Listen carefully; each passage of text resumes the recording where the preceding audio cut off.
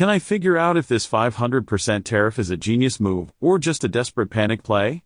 The 500% tariff has been making headlines recently, and it's got everyone talking. At its core, a tariff is a tax imposed by a government on imports or exports of goods. This particular tariff is a whopping 500% increase, which is massive. It's affecting certain industries and countries, and the question on everyone's mind is this a strategic move or just a panicked reaction? The dilemma here is clear. Is this tariff a clever strategy designed to achieve a specific goal, or is it a knee-jerk reaction to a perceived threat? On one hand, it could be seen as a bold move to protect domestic industries from foreign competition. By making imports much more expensive, the government might be trying to level the playing field for local businesses. On the other hand, it could also be viewed as a desperate attempt to respond to a crisis, without fully thinking through the long-term consequences.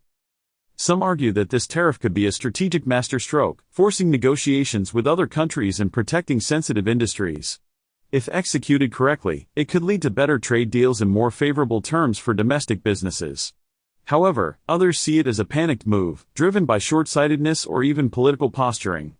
They worry that it could lead to retaliatory measures from other countries, harming the economy and disrupting global trade.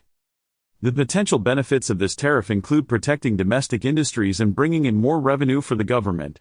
However, the drawbacks are also significant. It could lead to higher prices for consumers, damage relationships with other countries, and potentially harm the economy in the long run.